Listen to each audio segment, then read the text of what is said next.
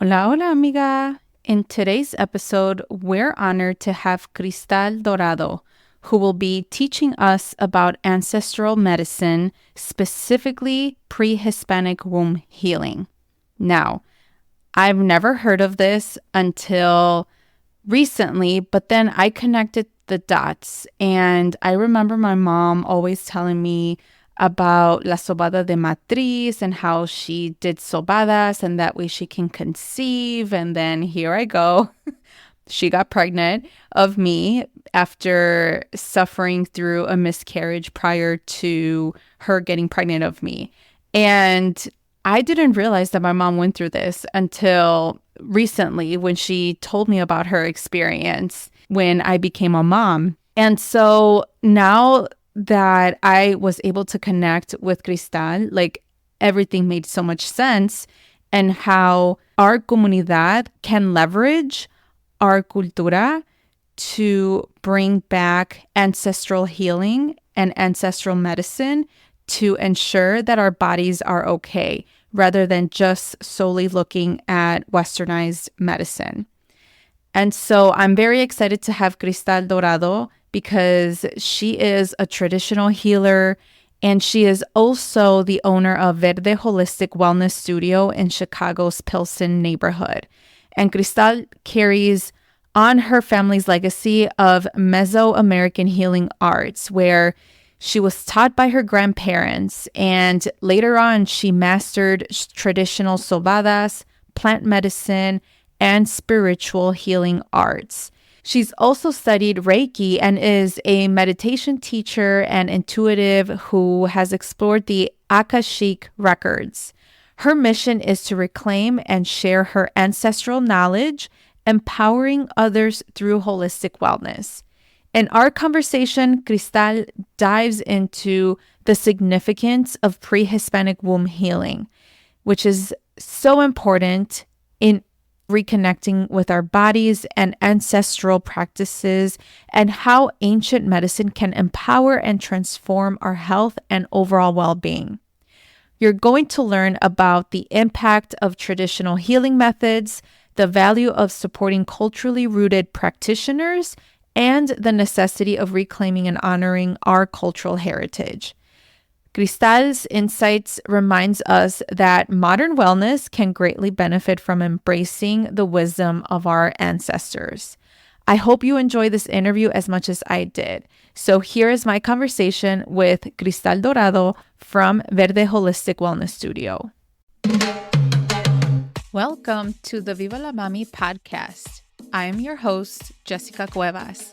I am a mother of two on a mission to help redefine the meaning of motherhood as a modern Latina mom. Motherhood can be a complex journey, interwoven in two identities that often make us feel ni de aquí ni de allá. Viva la Mami is committed to providing you with knowledge, tools, and support to navigate the challenges and triumphs of motherhood as Latina moms. On the show, we'll be discussing culturally relevant topics that will help inform and empower you in whichever season you are in on your motherhood journey. We'll be joined by Latina moms, experts and professionals who can offer advice, practical tips, relatable stories, and honest conversations. So bring your cafecito as I invite you to be a part of this space as we create comunidad about the exciting and challenging parts of being a mommy. Ahora, vámonos. Hola, hola, Cristal. How are you? Hi, hola, ¿cómo estás? Bien, bien. Thank you so much for being here. I've heard of your practice for a very long time, but I've met you in Oaxaca, out of all Yes, yes. places. Oh, Yes. yeah, how wonderful is that? Isn't it that we're all Yes. returning back to the motherland and, from the same communities and neighborhoods and bumping into each other and realizing how small the world is. Yes, yes. And so there's so much about the motherland that we want to connect. And one thing that I really want to just be intentional on this platform is how can we reclaim our cultura and mixing it with modern parenting, right? And how we can kind of bridge these two into redefining our version of motherhood. And one of the things that you often share on your platform is just how you can reconnect with your ancestors through pre-Hispanic womb healing. And so I'm very curious to learn a little bit more about that and to share it with our listeners. But before we delve into the conversation, can you tell our listeners a little bit more about yourself? So my name is Cristal Dorado. I am the owner of Verde Holistic Wellness Studio, which is located in the Pilsen community. I was born and raised in the Pilsen community alongside La Villita. I'm a mother of 3 adult children, and my grandparents were both traditional healers. So my grandfather and my grandmother were curanderos. My grandfather was a Salvador y Huesero, and my grandmother era Llevera. So I was born with this kind of ancestral medicine at a very young age. And so this is one of the reasons why I went into massage therapy, because it runs in my lineage and runs in my family. I was raised with it, so it's very familiar to me. And then from there, I started expanding and reclaiming ancestral medicine. And one of the ancestral medicines that I was very inspired to reclaim was the traditional womb massage and how essential it is to the health of women and women in our culture and women within our community. Yeah. And so can you tell us what this really is in a quick Spark Notes version? I'll do my best. So I think the quickest way I can say this is that in one form or another, we've all experienced some of it. We all heard our grandmothers say, don't walk around barefooted. It can, that it can make you sick. We've heard of the faja, so women having to wear a faja after pregnancy, or there's a certain amount of time that women are not allowed to get up out of bed after pregnancy. And there's just certain things that we have heard as rumors or experienced through our grandmothers, mothers, and tias, right? So traditional womb healing is an essential part of pre-Hispanic medicine and ancestral medicine is because they had an ancient knowledge about the womb. The womb is sacred. Everyone comes from a womb, no matter who you are. And they believe that earth medicine, natural medicine, right? A woman knew how to give birth, and other women surrounded her and supported her in giving birth. There's a wonderful, wonderful shaman from Belize. He is now passed. He is their most popular and most well-known Heyman, which is a traditional healer from the Mayan culture. His name is Don Eligio Panti. And he said, if the woman's womb is not in the right place, if her womb is not centered, nothing in her universe is. Wow, that is deep. That is deep. And it gives perspective. All of us were born out of a womb. And how can we treat it well? And how can we consider it as a sacred organ, as a sacred place, where we literally were developed. And there's so many layers to this, ¿verdad? Porque yes, part of us, it's like, well, we have that leverage in reclaiming our own cultura. But if we do not know about the pre-Hispanic womb healing, specifically what you practice, and if we're just listening to the medicalized version about, you're postpartum 6 weeks and after 6 weeks you're good to go sort of thing, right? Like, how can you kind of listen or even balance between these two different worlds, between what our ancestors did and what our current society is telling us? Like, how can we find a better understanding of how we can treat our own wombs in this healing process? So it's really about developing a relationship. We don't have a relationship with our womb. We don't have a relationship with our bodies at all as women. We're taught to disassociate, and we're taught at a very young age to give our sexuality over to young men. Most of us had lost our virginity somewhere in our teens or possibly in our young adulthood. And we handed that over to a young male or partner, expecting them to guide us because we have no relationship with our womb. And so our indigenous ancestors knew that the sacredness of life and the sacredness of woman came from her womb. We actually have the gift of creation. What is the purpose of a seed if you don't have earth to plant it in? What is the purpose of a seed if you do not have a womb? So women are naturally born to be intuitive beings because we have the power of the creator that sits within us. And if we're raised with that knowledge and those ideas, we would treat ourselves very much differently than we do now. And we would demand society to treat us a lot more differently than they do now. These healings are essential because women were revered and held sacred. We were the healers. We are the healers. When we come together, we heal communities, we heal our families, and we are the foundation of society. And so when reclaiming ancestral medicine, it's essential so we can give it to the next generation. So the next generation knows who they are, where they come from, and they can hold that power because colonization took that sense of identity and power from us.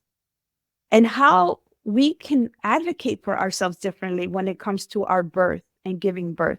We can look for practitioners like myself who work more in a holistic way for pregnancy, pre, post, and pregnancy itself. Mm-hmm. And then we can reclaim our voices, and not only our voices, but our children's voices, because science is now starting to tell us that the psychology of a woman's environment during her pregnancy has an effect on the psyche of the child. And even before that, because, right, we exist in the ovaries of our mother while she lays in her mother's womb.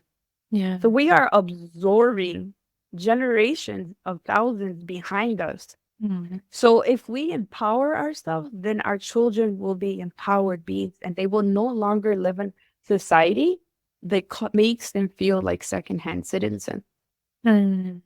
Thank you for sharing that. I think that's very important to give us some kind of foundation and understanding more so the historical context of it, right? And so when we're talking about pre-Hispanic womb healing, what are the benefits of this? Can you tell us a little bit more about that? Yeah, so what I've learned is that the uterus and the ovary sits within a bundle of sleeves. So it's just ligaments that hold the uterus in place. And when we do these pre-Hispanic massages, we learn how to support the uterus and how to keep her healthy so she can do her job, which is bring forward life. So when our grandmothers told us, don't step on the floor without your socks and cold floors, it's because we have the kidney meridians, which Chinese medicine tells us, located on the bottom of our feet, the end on the bottom of our feet. So when that runs up through that energy line, it contracts the uterus. The uterus is like a little vampire. She needs warmth to be able to have healthy circulation and flow. And when she's menstruating, she becomes heavier and she sits in the sling of ligaments only. That's what's keeping her up and supporting her, elevating her. And so when we would, I remember my grandmother, I would be on my menstrual cycle and I would be working out and she would tell me, no, put a paca on. Don't do that. That's because what happens is that our uterus can come out of alignment. She can tilt forward, backwards, left, or right. And so we find when she tilts back, women tend to get constipated and they receive lower back pain. So when we do these ancestral massages, we strengthen the uterus. We help prepare her, support her, and nurture her to bring forward life. When she has all this constant stress on her, it's a struggle for her to bring forward life. And we live in a high stress society, right? And now we live in a society where women are getting pregnant older. Women are having to go through IVF. And that's counterintuitive to bring forward life because the IVF process itself is so stressful. It's so clinical that there is no emotional support for the woman. It's just in and out, preparing for injections. And the whole thing becomes this whole process of no longer nourishing the womb, but let's get it done and hurry up because the time is clicking. And so our grandmothers were trying to tell us something that they have known for generations and generations and generations and generations to come. This is ancient medicine that we have to reclaim to empower ourselves. Because when we do these practices, what we do is strengthen and empower the uterus and the womb. And she is connected to our heart, to our emotions. There is a medial line of energy that runs from our heart to our uterus and to our mouth. Our mouth represents the same thing as the cervix. Once we start to understand all these things, like when we're on our menstrual cycles, we should not be eating cold things. Why? Because that constricts blood flow to the uterus. We should be bringing her warmth. And I've learned that things like the flor de Jamaica are highly nourishing to the uterus. Rose can stop hemorrhaging when it's boiled and made into a tea. And so at one point, they told us that the knowledge of our ancestors was witchcraft, which was occult, was woo-woo. They told us it had no place in modern medicine, but it has always had a place because our ancestors knew something that they did not, that we are people from the earth and we need earth medicine. And the first healers of earth are plants. So I spent a lot of time reclaiming this medicine in the Yucatan and Belizean jungle. And one of the shamans there, one of the elders, I told him, I'm really struggling. I'm very stressed. I take on so much from others constantly because I am in the act of service, of healing. And he gave me a separate blessing from everyone. And he told me, I need you to remember that you are only the conduit. And the 4 healers are the earth, the air, the water, and the sun. And that's what our ancestors are trying to remind us. They're here all around us constantly because we are the dreams that they dreamt of when they thought of the future.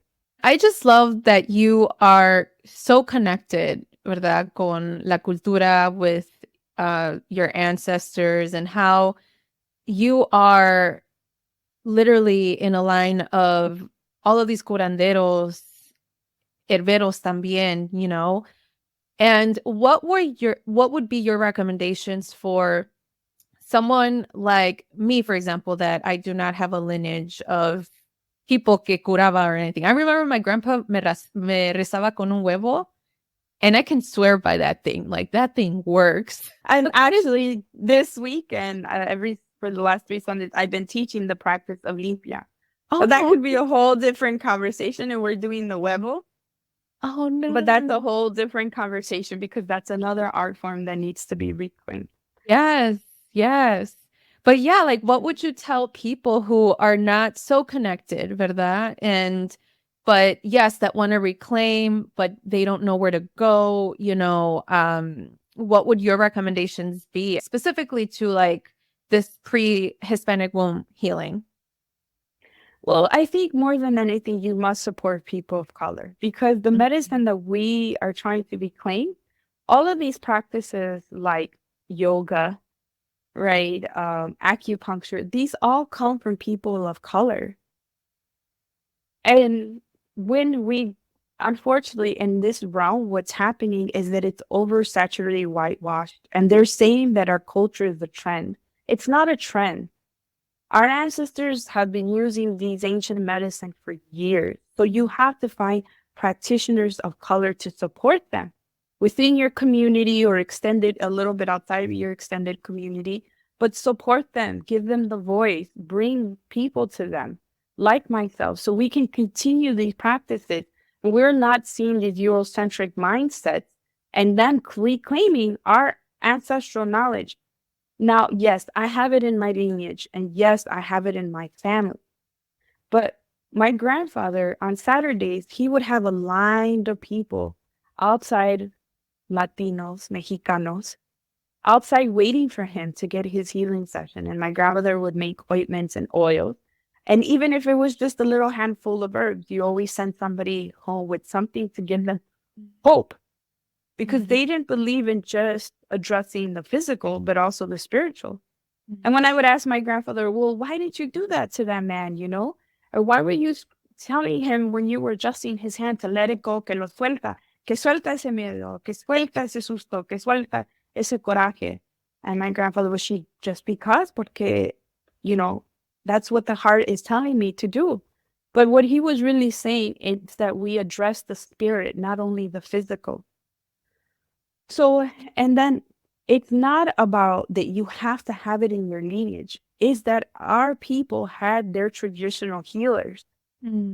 That was the first medicine. And we've all experienced it in some level, one way or another, through an egg cleanse when we were younger, going to go get massage, right, by Salvador. So we've all had this around us. And what's important is that our community has its healers. But it's okay for us to reclaim and learn and support. And so supporting indigenous people of Mexico is one of the most essential things, because they are the ones that still have the connection. They are the ones that have, after slavery, colonization, rape, persecution, that have saved this medicine. So actually, when I was in Oaxaca, we did an embroidery class. And what I learned was that the indigenous people, their embroidery is symbolic. And it spoke a code language to one another and said, this is my tribe, this is my people, this is what we believed in. And so that's the same thing. So it's very essential as Mexicanos that we don't forget, or Latinos, Mexicanos, South Americans, that we don't forget that we still carry indigenous blood in us. I always joke, I'm literally a half and half, and half indigenous and half Spanish. The wonderful thing about my grandmother was that she kept this knowledge alive for us. And she told us, you know, you're indigenous. Our people were enslaved. Our men were taken to work the mines, and our women were taken to strengthen the lines of the Spanish men. So it's supporting those people in your community. Unfortunately, what happened with a lot of the traditional healers in the Chicagoland area and in our communities, when COVID hit, it hit our community hard, and our elders, that medicine died with them. Yeah. So it's important to teach your children the traditional knowledge and practice of our people. And one of the simplest and most beautiful things about our culture is they say, respect your elders. Teach your children to respect your elders and listen to them, because they are the ones that hold the knowledge. That is so beautiful. And I think that there is this beauty, right? And like I said, we can leverage and utilize our cultura as a way to better ourselves, to better our bodies, and to reconsider other practices and other methods than we thought of, than what is recommended, right? With the medicalization of our bodies, really. You know, I often think about birth control también, and how there's other methods than just birth control, right? Birth control comes from this plant. It's called the yam. It's considered, God, I wish I remembered the name, but it's like a yam. It's a big yam that grows in the jungle. I got to see it in Belize through my teacher out there. And it has like vines that come out and have spikes. So an anthropologist went out, of course, trying to, you know, track plants and things like this. And he found the group of women from this indigenous tribe in the Amazon jungle. And he would see that the women would run out in groups and hush hush, and they would go dig out this huge looking yam. Well, that was the natural contraceptive. And that is where modern contraceptives has come from.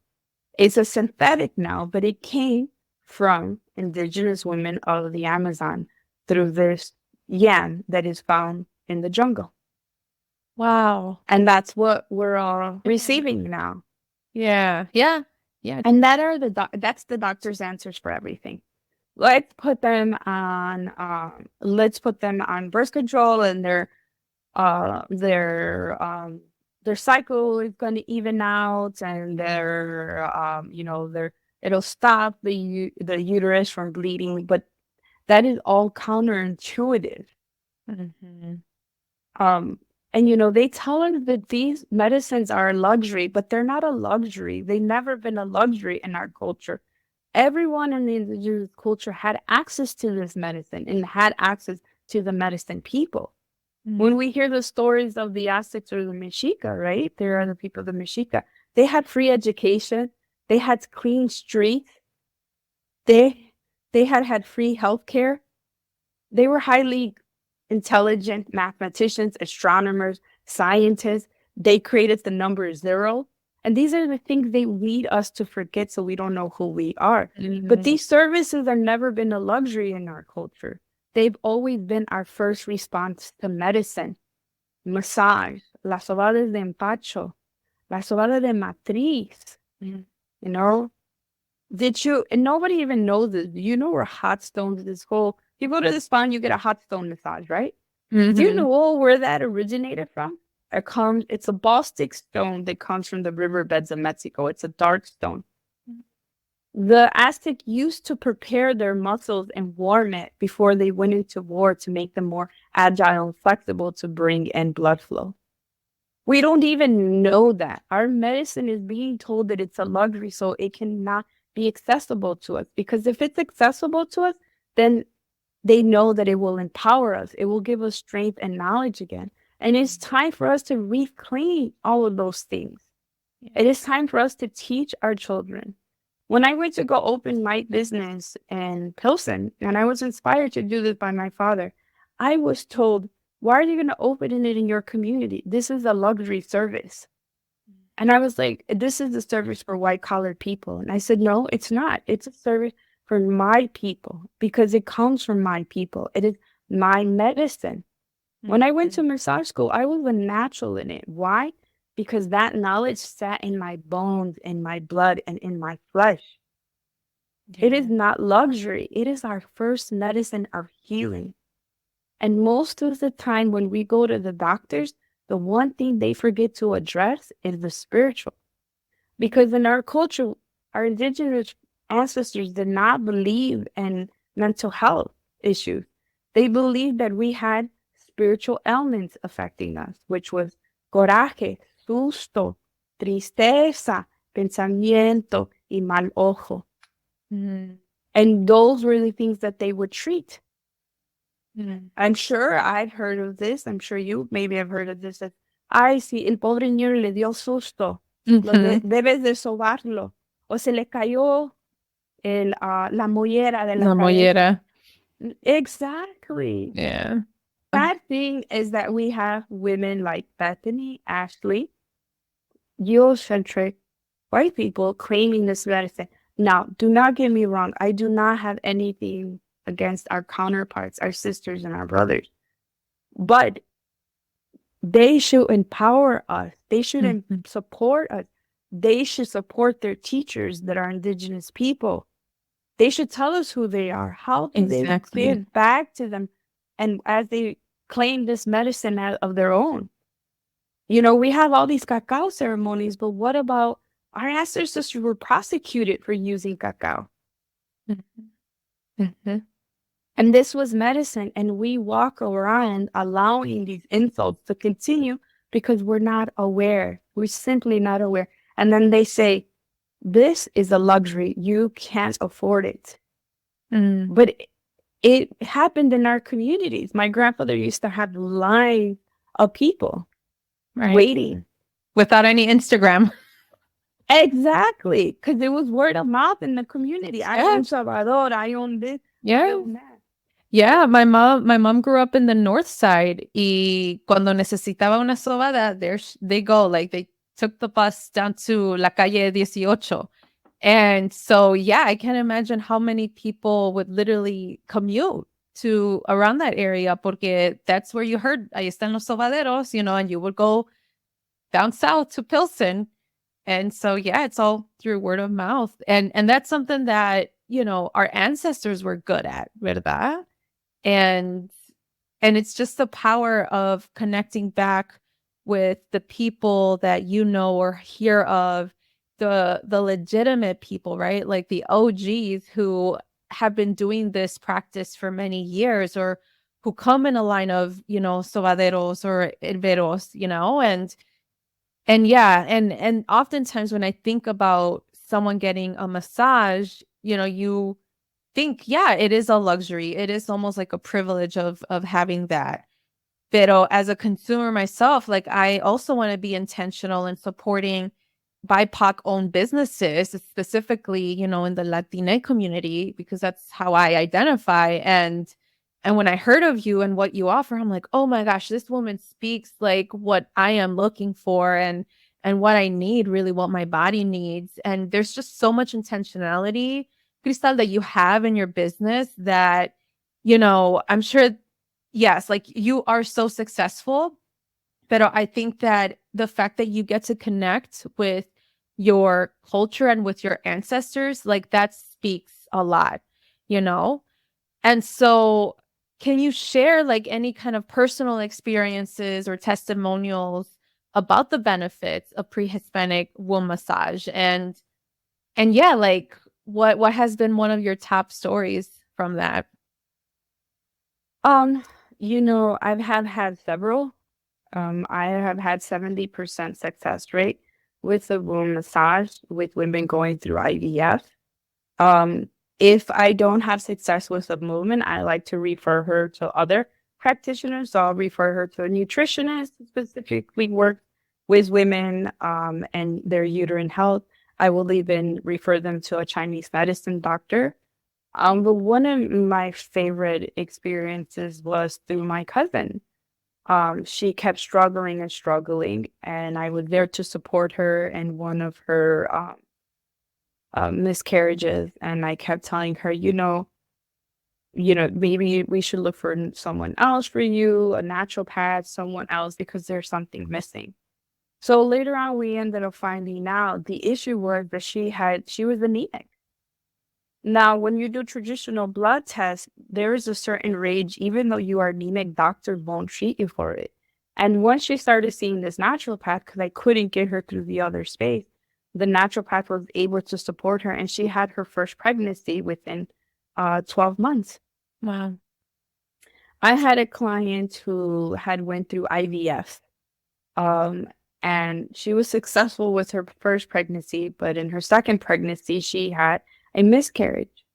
And so she was going back to New York to go and try IVF again. So we did the womb massage for 3 months. We prepared her womb. We strengthened her womb. We also did energy healing limpias on her, rezando for her and setting the intention. And she got pregnant. And now Wow. she has had her second baby. So, I mean, these are just a few to name. And there's so many wonderful, wonderful stories that I have like this. What I'm going to be doing this summer is I'm going to be studying. One of my teachers is Dr. Rosita Arbigo. She's a Chicagoan also. And she has a wonderful book if you want to know about her more called Fastun. But I'm going to be studying with her this summer to learn about pregnancy massage. I just recently had a client call me. She was in her third trimester. She was already due, and her baby was breached. And she was asking me if I could massage her to adjust the baby. And so I reached out to my teacher, Dr. Arvigo, and she told me, yes, I have helped a lot of women unbreach their baby. Oh, that's great. And she told me it's really about strengthening the womb and allowing the womb to do it itself. But unfortunately, you're still not trained in this. And so this is one of the things that I'm going to go learn this summer. When I was in Oaxaca, I went to go get the traditional sobada de rebozo. What I'll be learning also is cerrando los huesos. See. I have had a client who had given birth, and a lot of women, she has suffering through pelvic floor issues, and we are working with the womb massage on helping strengthen her pelvic floor, because that's another thing. A lot of women have so many pelvic floor issues after giving birth. Their hips hurt, their lower back hurts. Mm-hmm. And so learning how to cerrar los huesos and to close the hips is really an important essential practice of postpartum work in our culture. And so I'm just, and it's a simple massage. It's not something that's extremely complicated. It's working with your intuition. They're very simple techniques. It's a gentle massage also. But I've worked with women. I had one client, her cyst was about, I think, like 1.5 inches or something like that. And we were able to get her cyst, her fibroid cyst to lower. Wow. And so these are the kinds of things that our ancestors knew. They knew this natural healing. Right now I am taking women, I do retreats into Mexico and I do them into the Yucatan and we connect with the indigenous Mayan because I believe in conscious traveling. That's a whole different conversation. But conscious traveling. So I'm taking women this for Mother's Day. I'm already sold out. To go do a tesmecal and we're going to be working on the womb and connecting together as women. But I just learned that in our culture, women were encouraged during pregnancy from first trimester, second trimester, through third trimester to do tesmecal because they believed that it strengthened the body and it helped open up the hips so women could give birth easier. And so I have a client who's in her first trimester that they are encouraging her to participate in the tesmecal. And women used to traditionally give birth in tesmecal because this was a way of celebrating that tesmecal represents the womb of the mother. And so when we arise out of it, we are reborn. Everything to our ancestors was so symbolic, from the food we ate to the intentions and ceremonies and rituals that we did and how we worshiped the sun, how we worshiped the moon, how we had these ancient methods of healing. And they worked. They worked. So many good nuggets here. And yes. And I often think about, just like through assimilation, right? Like I feel like maybe my great grandparents had this wealth of knowledge and connection, ¿verdad? With like herbal medicine and things. And even though I do hear a little bit from like my mom, que, nos daba té, de manzanilla and, and Hierba for me, buena. hierba buena, yeah. And for me, I'm now like kind of switched the mindset, right? But for someone that is first, second gen, I'm like 1.5. I consider myself that way. Pero you often hear the evidence-based information from all of these like boards of medical organizations. But then you hear, como por ejemplo, la hierba buena or whatever from your family. And it's hard, right, to believe which direction to go to. And I'm guilty, I used when my mom was like, no, ponte zapatos, cobíjate cuando tengas tu bebé. And I'm like, no, está bien. What would you advise those like naysayers o los que no creen, verdad? Pero tal vez, there is truth to ancestral medicine. So like, I don't know if you have any tips or suggestions for those that are skeptical, if you will. I love skeptical people. I say, okay, come in, be skeptical, question me all you want, and doubt me. And those are my favorites because those are the people who end up coming to being the biggest believers. But I have to remind you, this is generations and generations and generations behind this of trial and error, right? So at some point, they had to get it right. There was that trial and error period where they were learning and they were picking up. And so when we say or think that this is all new age, this isn't. Even like sound healing, they're saying the sound healing is the new modern medicine, right? There was a recent article that they're breaking down tumors with sound. But this is not new medicine. This is all ancient medicine. And again, educate yourself, read, expand your horizons. And it's okay to question, but these are not things that are new. These are things that are ancient, that have been given down to you by generations and generations. And not everything is for you, and not every practitioner is for you. So find your right person. And it's okay to be skeptical, but know that because you are skeptical, It's very intentional. It's a mind of colonization. And it still happens in my family, even with all the knowledge that we grew up with, all the experience that we had, there's still those that are skeptical. Now, this is ancient medicine. Ancient medicine is medicine of preservation, to prevent illness, to avoid it from arriving. Western medicine has its purpose also, and it's wonderful for acute issues, like if you have a trauma or a severe car accident, and you might have a severed finger and you need to get your finger sewed back on, or medical emergencies. That is the purpose of Western medicine. It is fantastic for acute issues. But indigenous medicine, ancient medicine, medicine of people of color, is medicine of preservation and how to keep your life healthy. I'm sure everybody's been watching the whole blue zones, right? How these people are living to be 100 and something. And look what's surrounding them. They have a lot of exposure to light, a lot of exposure to the earth. They're connected with the earth. They have exposure to clean water, and they have the fire element. It's the sun. They have exposure to large amounts of sun. Mm-hmm. And so when you are skeptical, it's okay, but really educate yourself. Listen, read, ask why, so you can get those answers. And remember, this is medicine that has been around for generations. It's all trial and error. Thanks for sharing that. I think there's definitely an educational piece.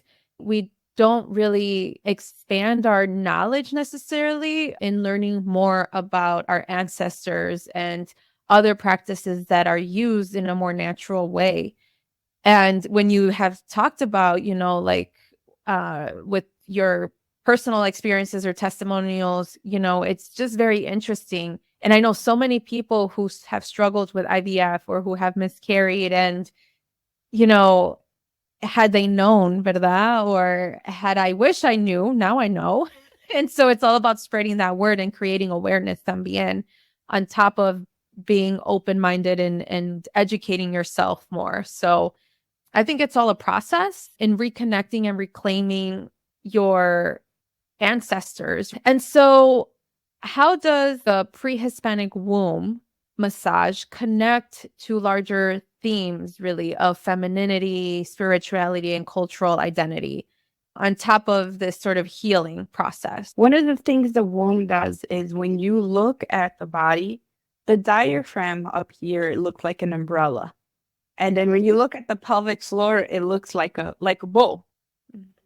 What happens is that the uterus is a place that holds all of our emotions. It's like it pours down and it goes into the uterus, because she asks us, give me your pain and I will hold it. So when you receive a womb massage, we have a lot of emotional pain that sits there, specifically as women. We have trauma from our feminine line, our mother line. We have trauma from our sexual experiences. We have trauma through giving birth. One of my favorite examples of that was when my sister was in her second pregnancy. She ended up having to have a DMC. And we did a ritual for her to let go of the baby, name the baby, and we did a massage and a bath for her, a spiritual bath. And her second pregnancy, she got pregnant maybe 12 months later. But again, it was strengthening her uterus. And that's what this does. This allows us to have a relationship with our womb, to reconnect with it. And when we reconnect with it, we are reconnecting with the ancestors, our grandmothers, our great-grandmothers, our mothers, the women in our lineage. We are allowing the body to do what it was naturally designed to do.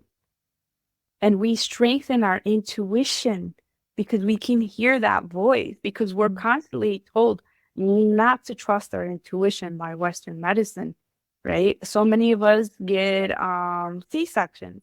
And it's really not that we need them. It's because it's a convenience for the doctor. They can schedule that in. And so when we learn and when you come in with me, I also teach you how to massage your own womb. And this is another form of reconnection with you. And it's very simple techniques that you do to massage your own womb. I also do castor oil packs. Castor oil packs are fantastic for detoxing. And this is all information that you get to take home with you. We also talk about yoni steaming. Yoni steaming is fantastic for the pelvic floor because we don't even know that we can address the uterus through herbs, just steaming and standing over them. And again, this is a practice that I experienced when I was a child. This is fantastic for cramping, for when the uterus feels very restricted, discomfort and pain. When we reconnect with our uterus, we reconnect with our essence, who we are as women and who we were designed to be and become. Yeah. Oh, so much symbolism there and yeah, and connection that we get to claim. Nadie más, like just us. And there's so much beauty behind it.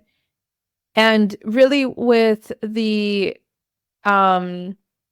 pre-Hispanic womb massage, ay, ¿qué te voy a preguntar? Shoot. Te voy a preguntar.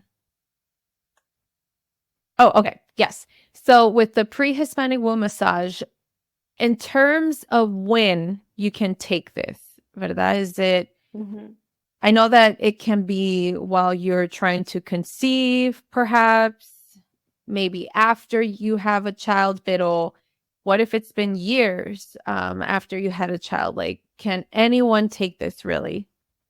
Yeah, you could do it anywhere between pre, post.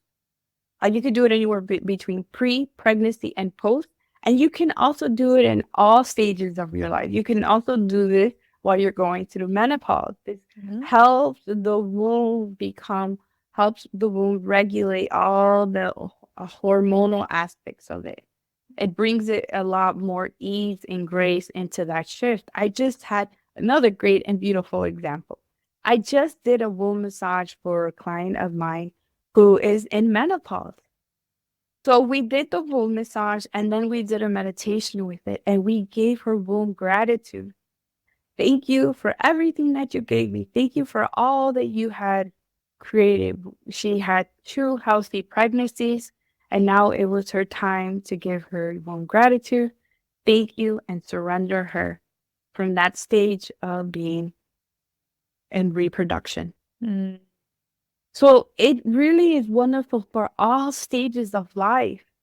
From the moment, if your daughter has very heavy bleeding, this is going to help we see if the womb is out of alignment, first of all. If she is out of alignment, then we help align her. And then we do the massage to make her bleedings more easier. Anyone that's going through fibroid issues or cysts, again, this is a fantastic massage. If you're thinking of getting pregnant or going through IVF, this is a fantastic massage. We pre-work during pregnancy. We can literally adjust the baby. Post-pregnancy, we can close the hips so you have a healthy pelvic floor. While menopause, it's time to give your womb the ceremony that she deserves, the gratitude that she deserves for all those years of being in reproduction and bringing forward life. So it's really wonderful for all stages. And our ancestors had rituals and ceremony for all these stages of a woman's life. One of the beautiful things about in the book Sastun, because Doña Ligio Banti really focused on women's health and uterine health, then he told my teacher, Dr. Rosita Arvigo, it's so wonderful that you were here with me because the medicine is going to show itself now, and they were in the jungle, more than ever, because medicine is presented in the jungle for all cycles of the woman's life. So the goddess is going to be excited and she's going to come forward and lead us and show us the medicine. The plants are going to be happy because your woman is here with me. Wow. That is so beautiful. This is when women weren't treated as second-class citizens, ¿verdad? Like There was No. so much intention, so much attention really to a woman's body and how, yeah, and it's important that we reclaim that, ¿verdad? And that way we have that connection. Yeah. Mhm. Yeah. Yes, Oh, and it's good. important, and it's important that we honor all cycles of life because Yes. women, when so this is another because I've spent so many years going back into the my with the Mayan community. So I went to go see an elder speak, and he said there's three stages of life. The first stage is birth to your 52, and in that stage of life, you are the student of life. When you turn 52, they go into a tesmekal for 3 days. And when they go into the tesmekal for 3 days, they fast and they forgive themselves for all the choices and decisions that they made as a student of life. And then when they come out, they're reborn as the teacher, the grandparent, and the elder. And then the last cycle of life is returning back to the source. Mm. The goddess Ixchel is the traditional goddess, Mayan goddess of healing. She has 3 cycles. She has the 3 phases of herself. She is the maiden, and when she is the maiden, she has the snake and the bun, and she has the snake, and she has the I think it's like a hadra, and it's facing down that represents like the waters of life. The second one is that she becomes the mother. So now she's sitting in the moon, and her back is facing to everybody, and she's holding a bunny because she's fertile, but she's too busy being a mother that she's not a healer, so she doesn't have the snake on her. She's too busy taking care of her community, her elders, and being a mother. And then her last stage is the crone. And the crone, we see that the snake returns, and now she's holding a loom. And so all of these stages of a woman's life should be honored because we all have our purpose. We have women now that are trying not to be the elders and the teachers. They're trying to be still young. That is no longer their cycle of life. We have to Yes. honor each cycle of life because it's necessary. It's natural. Right. I am now at the stage where I'm becoming the elder. Mhm. I'm no longer in that stage that I was before, and I should celebrate the stage of my life, and I should be celebrated as all women. So this is again, and I really, really encourage the women that listen to this, do a meditation. Simply close your eyes, take a deep breath, and put your hand over your womb and talk to her. And you don't have to necessarily be a mother. We all are women, and our whole purpose is to bring creation forth. And if we choose not to, it doesn't make us less of a woman. We still have a womb. We still have the power of creation. Connect with her and talk to her and see what she wants to tell you. How many of us even talk to her? We avoid her like the plague. We don't even like looking at her. Nope. Nope. I mean, I can tell you from experience, every 28, every 28 days, I'm like, no, don't come. Period. Don't come. But I mean, that in itself is another topic, right? But it's, yeah, the whole I mean, menstrual. Yeah. that in itself is a beautiful topic because Yes. our ancestors again knew the value of the period and of the blood, Yeah. and they would use the blood as ceremonial purposes to bless holy places, ruins, and temples because the energy of a woman, when she is on her menstrual cycle, she is the most powerful that she's ever been. And That's but now we hide from it, we hate it, we run from it, we don't want anything to do with it. Mhm. And no, and it's also a time of inter-reflection and rest. Women used to go together in huts while they were remenstruating to hold space for each other, to be with each other, to celebrate each other. Imagine if we did that now. There's no reason why a group of women synchronize, right, when they're on their menstrual cycle, because that is all intentional. And it's a moment of reflection, of going within. It's not a moment to be in disgust. It's a beautiful process of womanhood. Wow, there's just so much symbolism. And Mujer, you gotta like any references that you have, like, please feel free to share that. I can definitely share that in the show notes. Because yeah, I think it all comes with education, awareness, reclaiming our cultura and connecting with our ancestors really. And Yeah, there's just a lot of beauty within this. So tell us a little bit more about Verde Holistic Wellness Studio. I know that you kind of gave us an intro about it, but tell us what you do, what you offer in addition to the pre-Hispanic womb massage. So, Verde Holistic Wellness Studio has now been 13 years operating in the Pilsen community, which I was born and raised. It was inspired by my father. My father used to have a really funny quote. He always wanted to be an entrepreneur, never had the opportunity to, but he would always say to me and my siblings, and of course to me, baby, we live in the best neighborhood. We're in the middle of the heart. We are literally the heart of Chicago. We have the 55, the 290, and the 9094. We have two bus lines and a train line that runs in. At that time, it was the blue line. Oh, And so he encouraged me to open my business in Pilsen. I had became his caretaker. And unfortunately, where I was working at the time, they didn't want to, I didn't know about FMLA. You know, we don't know, unfortunately. And so I became his caretaker at the end of his life, and I needed to step away from work. And my work said, well, it's your father or your job. And I said, it's my father. Um, and I opened my business in Pilsen.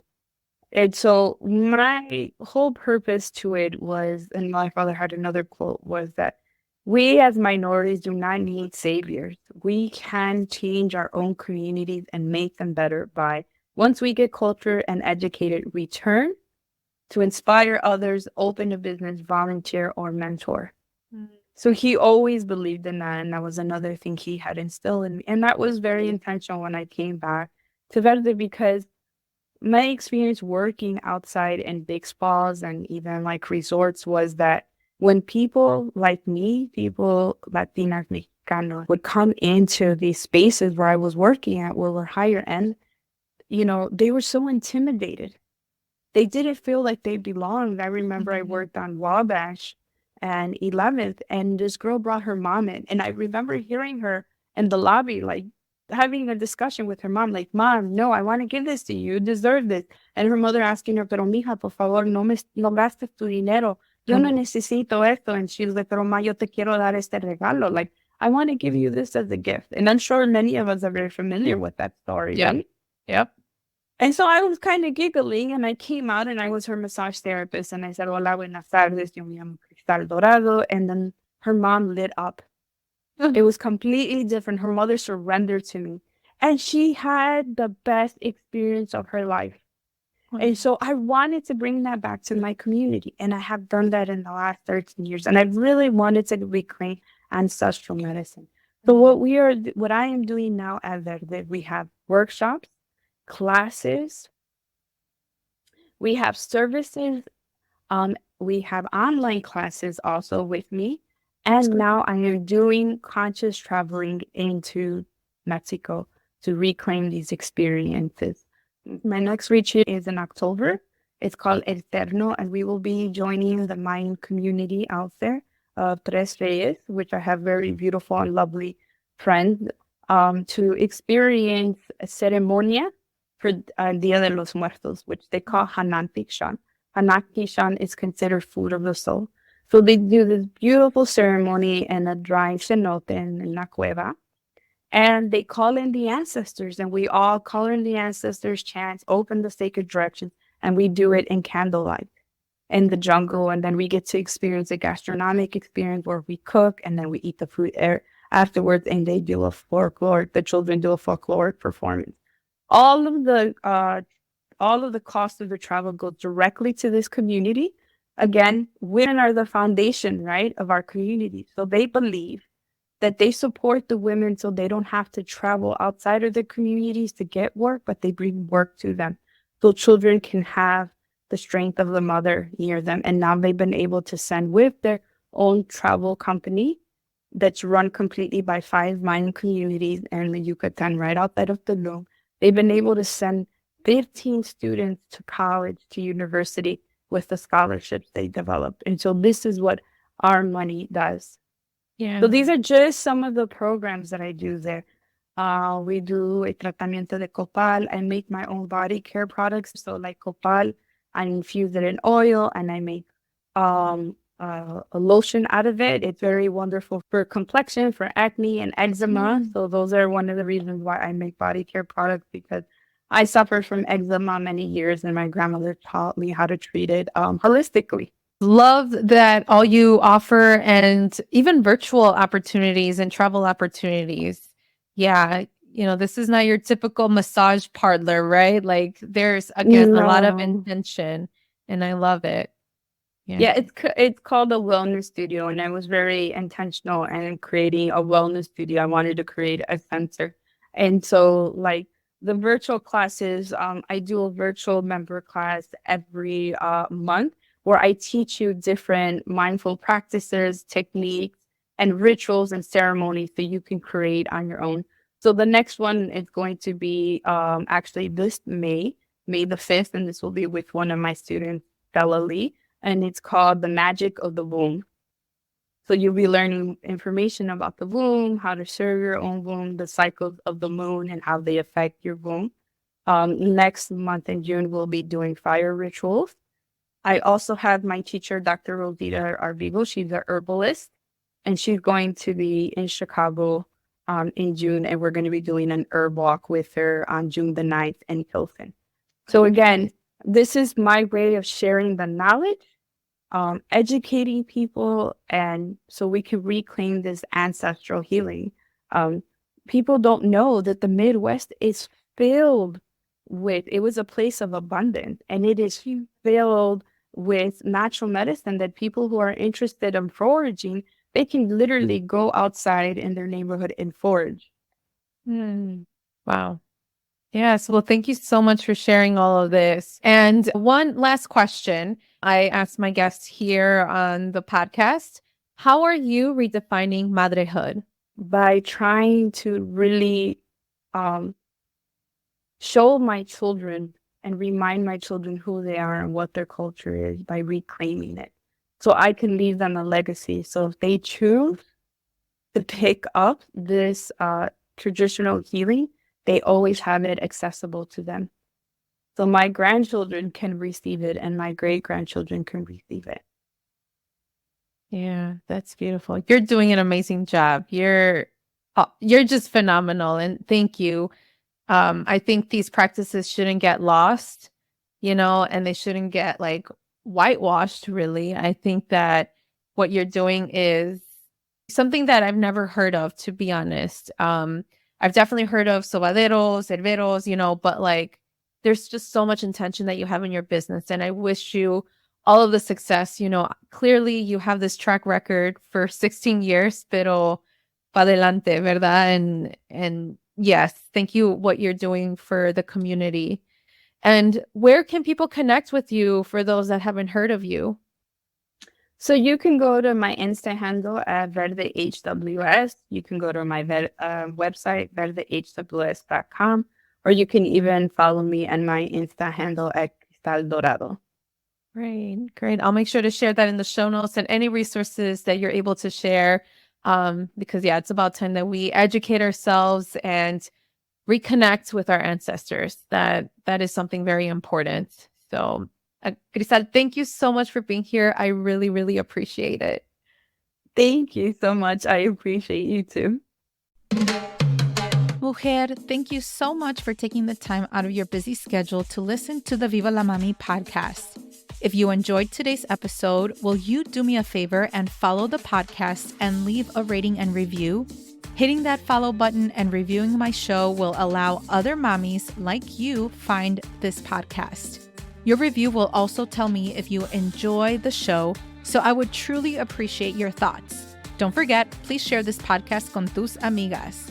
Also, make sure to follow me at Viva la Mami on Instagram or visit vivalamami.com.